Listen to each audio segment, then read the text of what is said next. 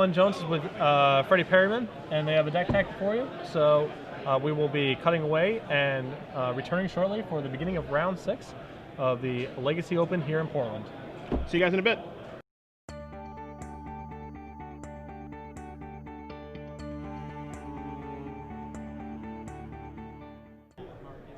Hello everyone, and welcome back to the sideboard in Portland. I'm Glenn Jones, once again with my awkward mic because of our technical issues, and I'm here with Freddy Perryman.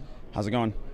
Freddy's playing Doomsday, an archetype that's not that common to see in Legacy, and we're going to talk with him a little bit about his build, where he likes playing it, and basically just how the deck performs. So first off, Freddy, why don't you explain the combo? You've got the cards right there. Just run through it for us. Sure.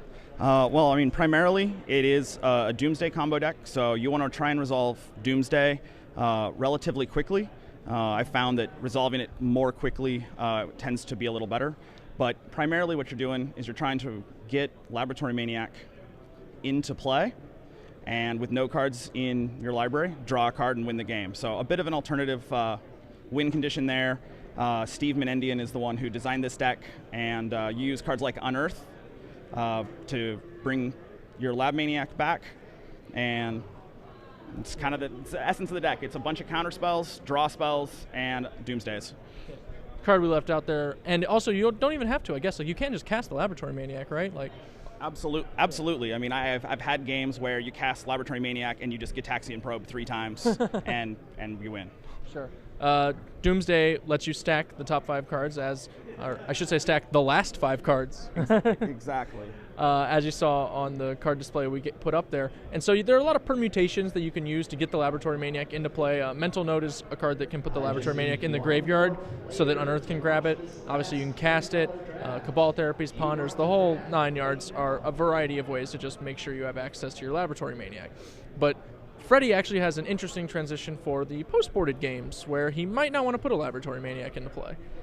Exactly. One of the things from Steve's build was it felt a little weak to Graveyard Hate, and so knowing that Graveyard Hate's pretty prevalent as the Northwest likes to play Dredge, I switched and I run the Shelldock Isle Cloud of Fairies Emrakul 3-card combo with Doomsday as just an entirely different way to attack my opponent. It doesn't involve the graveyard, and they don't usually see it coming. A lot of the times they board out a lot of removal spells or O-rings, things like that. So just an alternative way to attack the game. So what decks have you struggled with generally in testing, and what decks do you think are your best matchups?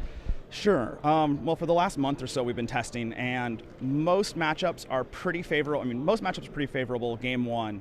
A lot of the time they don't know what's going on. The decks that you really don't want to see are decks that are just faster than you.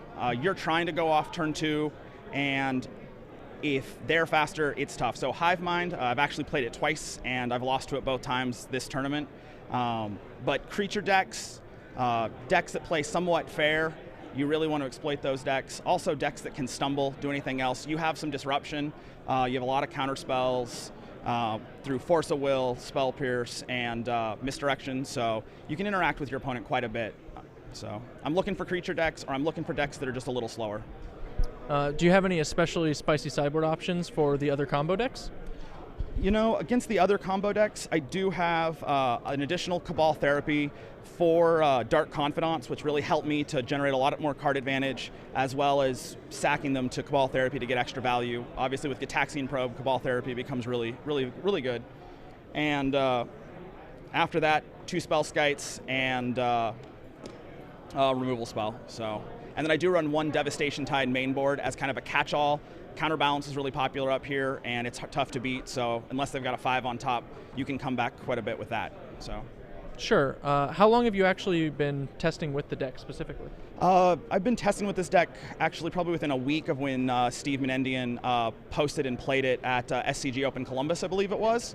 So that's been about 5-6 weeks. I got his article, read it, actually been emailing with him and talking with him a little bit about strategies, how the deck worked for him, and you know, so far I've been really happy with it outside of just being outraced.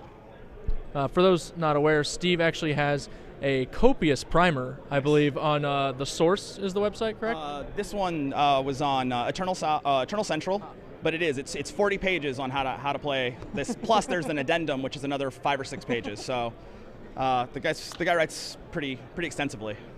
So if you're looking for something complicated or something to study while you're not studying for your actual classes, then I think this archetype probably fits the bill.